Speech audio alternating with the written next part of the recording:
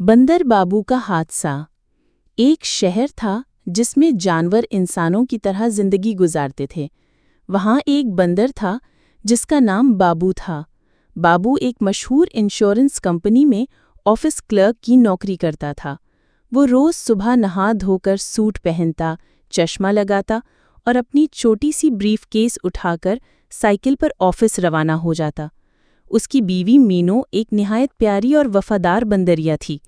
वो रोज उसके लिए लंच तैयार करती, उसके कमीज पर इस्त्री करती और दरवाजे पर खड़े होकर उसे गुड लक कहती। एक दिन बाबू हस्बे मामूल साइकिल पर ऑफिस जा रहा था।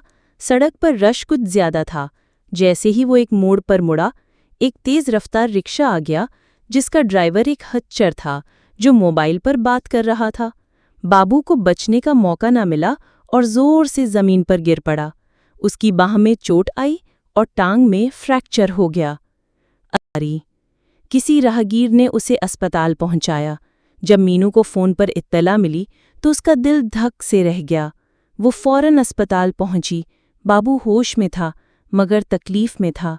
मीनू की आंखों में आंसू थे मगर उसने खुद को संभाला। उसने बाबू का हाथ पकड़कर कहा, मैं यहाँ हूँ, तुम्हें कुछ नहीं होने दूंगी।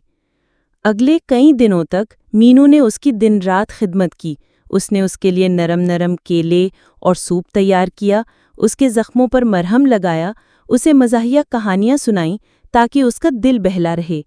कभी उसके साथ बैठकर पुरानी तस्वीरें देखती तो कभी उसे ऑफिस की खबरें सुनाती। बाबू की आहिस्ता आहिस्ता सेहत बेहतर होने लगी। उसने मीनू की मोहब्बत और खलूस की वजह से जल्द ही चलना फिरना शुरू कर दिया।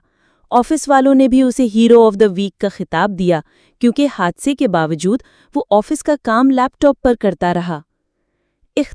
बाबू मुकम्मल सेहतयाब होकर फिर से ऑफिस जाने लगा, लेकिन अब वो साइकिल के बजाय एक छोटा सा ऑटो रिक्शा रख चुका था और सबसे बढ़कर मीनू की मोहब्बत का मजीद कायल हो गया था।